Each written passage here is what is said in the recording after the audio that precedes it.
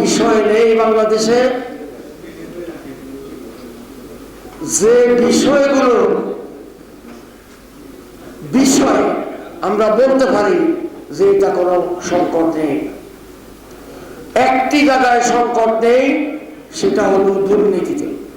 একটি জায়গায় সংকট নেই, যেটা হলো টাকা পাচারে।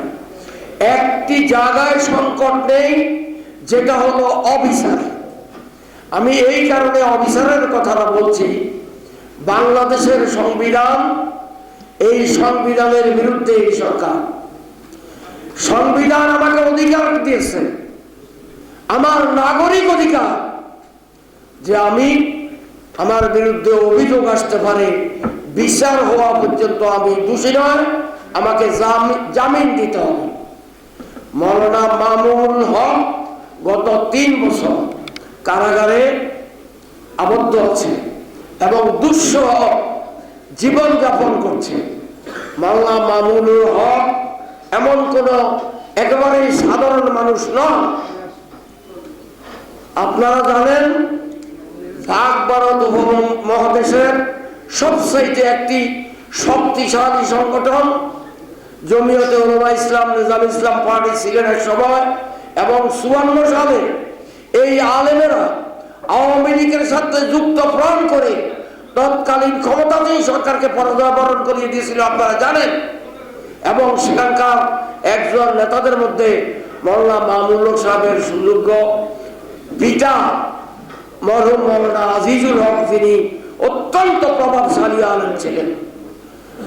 তার সুযোগ্য পুত্রকে এবং প্রখ্যাত আলেমের দিন হওয়া সত্ত্বেও তাকে 3টি বছর কারার অন্তরালে রেখেছে। সংবিধান তাকে জামিনের অধিকার দিয়েছে, তাকে জামিন না দিয়ে এ সরকার সংবিধান লঙ্ঘন করছে। জাতীয় জীবনের অর্থনীতি, সমাজনীতি, রাজনীতি সমস্ত বিষয়ে সরকার অন্যায় করছে, জনগণের অধিকার থেকে জনগণকে বঞ্চিত করছে, দিনের পর রাত্রে দিচ্ছে এবং সমানে একজন লোককে দিয়ে ব্রেক রাখার কেটিয়ে বক্স পূরণ করে তারা তাদের সদিচ্ছা পূরণ করার জন্য, রাষ্ট্র ক্ষমতা ধরে রাখার জন্য তারা ক্ষমতায় টিকে আছে। দেশের বেকার সমস্যা, শিক্ষা সমস্যা নষ্ট হয়ে গেছে। আগামী 5-7-10 বছর পরে যে সকল সন্তানেরা লেখাপড়া করে বের হয়ে আসবে, তারা কি হয়ে বের হয়ে আসবে ইতিমধ্যে এই দেশের সংবাদপত্র, আলেম সমাজ, বিভিন্ন সেমিনার, রাজনৈতিক নেতৃবর্গ অহরহ জাতিকে স্মরণ করিয়ে দিচ্ছে। এই অবস্থা থেকে উত্তরণের জন্য একটি ঐক্যবদ্ধ জাতি এবং সফল জনবিপ্লব ছাড়া এই সরকারের পতন ঘটানো সম্ভব নয়।